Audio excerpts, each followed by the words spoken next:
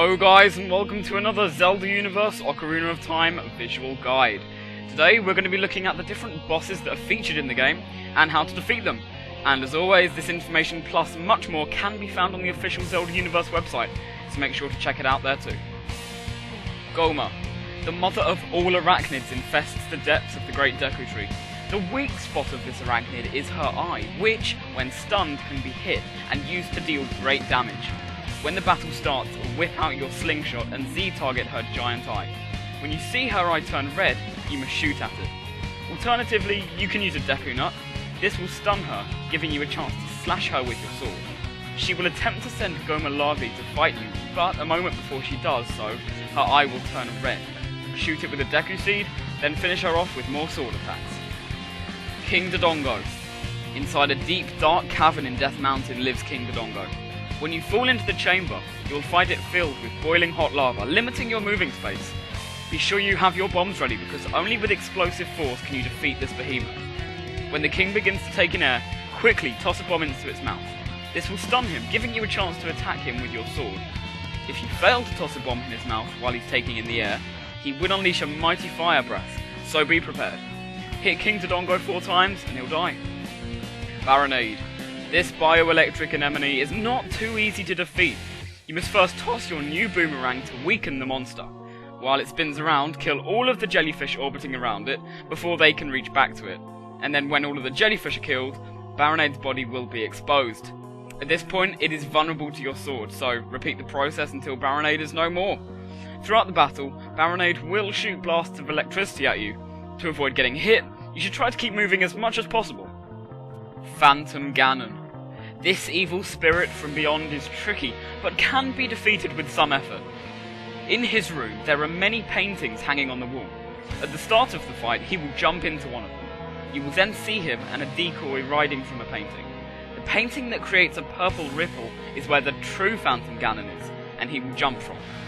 Quickly pull out your bow and arrow and aim at him, because he is going to jump across the room into another painting.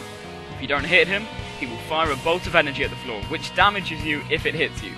Successfully strike him a few times, and he will fall off his horse. This is where the real battle begins, for you must use your sword alone to kill him. The ghost will emit large lightning bolts at you. You must hit the bolts with your sword to reflect them back at him. He will send it back at you, and the ball of lightning may go back and forth between you and him several times. But once Phantom Ganon gets hit by it, he will fall to the ground. Quickly rush to him and strike him with all you have. Volvagia. Guarding the fire temple is the enormous dragon called Volvagia. When Link reaches his room, take out the Megaton hammer and get ready to use it. When the subterranean lava dragon pops out of one of the holes in the floor of the room, you must pound its head with the hammer. This will stun it and leaving it vulnerable to further attack. If you fail to hit its head in time, it will attack you by either slashing at you with its claws or unleashing its fiery breath. After a few hits, it will occasionally emerge completely and fly around the room. When it does so, it will either cause boulders to fall from the ceiling or try to fry you with its breath. If it's the former, keep running and watch for the shadows of boulders to avoid them. If it's the latter, you can try to hit it with an arrow. This will cause it to retreat into one of the holes again and do some damage. Of course, it's still advised you run away from its flame. Keep on attacking it and the dragon will lay at rest. Morpha. In the depths of the temple resides Morpha, the giant aquatic amoeba with enormous strength. Morpha attacks by grabbing you with its tentacles and throwing you across the room, so be sure to stay on the ground and keep moving to avoid this from happening. You must whip out the long shot and aim for Morpha's nucleus. If you successfully grab it, it will be pulled towards you. This will give you the opportunity to attack it with your sword. Try to wait with using your long shot until the nucleus isn't moving too fast, as it will increase your odds of actually grabbing it. Repeat the process and Morpha is no more. Bongo Bongo. Take out your bow and arrow and shoot both of the giant's hands. Be careful not to let it push you into the dangerous liquid surrounding its drum.